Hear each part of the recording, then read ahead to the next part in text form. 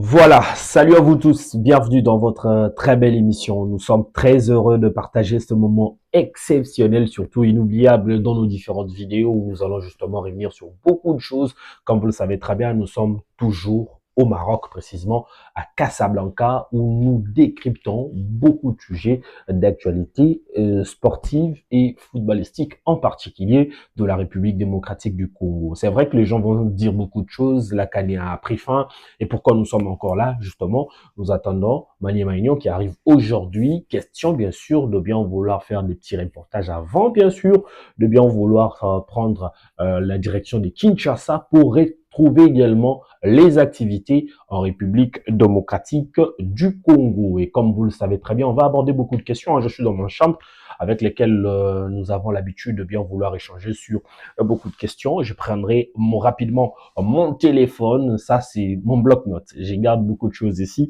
Nous allons revenir sur beaucoup de choses concernant également le mercato. Bientôt là, les choses vont être clos. On ne sait pas qu'est-ce qui va bouger, hein? Ce qui va bouger, pardon, dans les sphères européennes, dans les milieux du football européen et turc. Et donc, nous allons justement avoir une idée sur ce qui va se passer.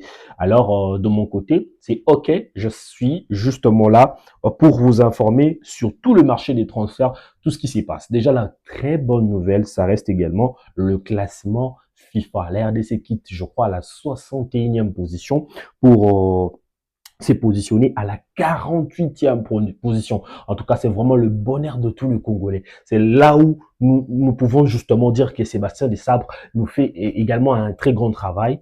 La RDC quitte cette place qui était justement comme le chemin de la croix, prend maintenant position, prend une place ascendante. Donc, ça reste vraiment une de places que nous pouvons également louer, une place que Sébastien Desabre s'est donné corps et âme pour donner encore à la République démocratique du Congo cette place assez importante. Mais du côté africain, rien ne bouge. La RDC reste à la 8e position.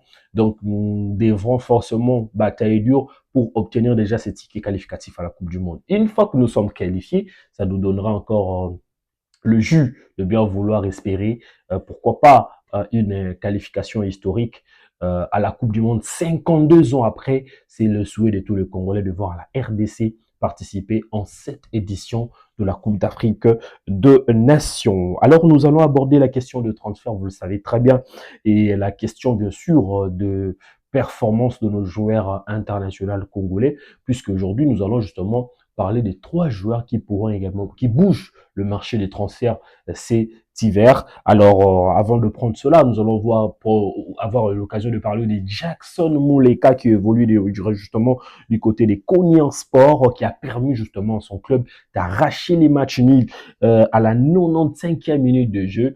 Les Dynasties du pays, de joueurs formés en République démocratique du Congo, Kaifa Ketumbi Football Académie du chairman Moïse Katumbi, donc ce digne fils du pays, a su également faire les nécessaires. Lui qui est passé par plusieurs grands clubs, je cite Besiktas, Standard de Liège, donc c'est quand même un joueur aujourd'hui qui a un très bon profil, qui peut aussi bouger les lignes dans le championnat européen. Espérons peut-être qu'il aille encore dans un club beaucoup plus visible, qui joue les compétitions européennes.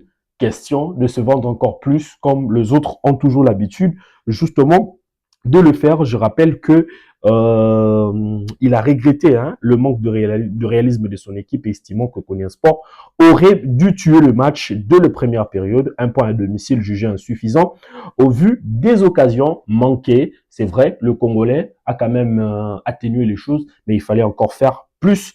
Et ça pourrait être aussi bien pour la RDC. Déjà, Willy Kambwala fait son retour dans la séance d'entraînement de l'équipe de Villarreal. Je rappelle que lui qui était blessé avant le début de la saison, on espérait lui avoir aussi dans la tanière, mais malheureusement, il a pu également contracter la blessure qui l'a ramené jusqu'au mois de janvier, peut-être qu'au mois de février, il va effectivement faire ses débuts avec son nouveau club. Parlons également de Lionel Passy qui ne cesse de performer. Après avoir fait des performances exceptionnelles à la Coupe d'Afrique des Nations avec la République démocratique du Congo, il est donc plébiscité dans l'équipe type du week-end de la Ligue 1 avec notamment une belle cote qu'il en a de 7 sur 10.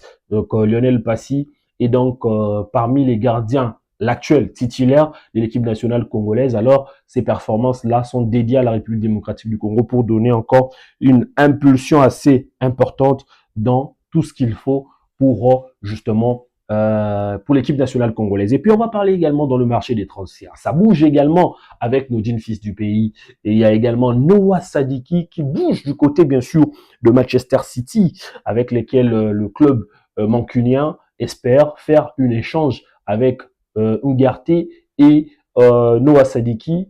Question de bien sûr de rejoindre le club avec 6 mois joués au sein de la formation de Sunderland. Et ces derniers, le club anglais, ferme la porte pour Noah Sadiki. Le club refuse toute offre, même Manchester United, Sadiki sous contrat jusqu'en 2030, est considéré comme intouchable par les Régis.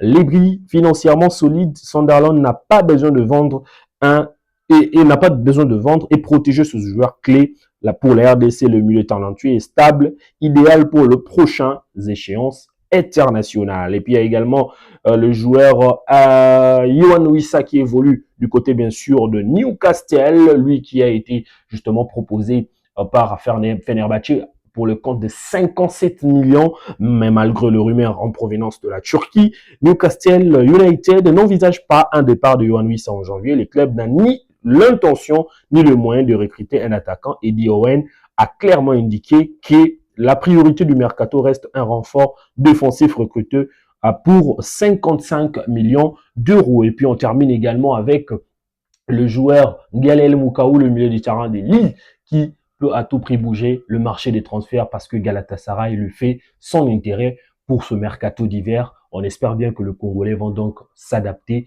Les Congolais vont donc trouver des clubs qui seront à leur portée. Alors merci à vous de vous abonner, de partager nos différentes vidéos et sachez très bien qu'on reste ensemble avec vous pour vous annoncer sur tout ce qui se passe dans le marché des transferts.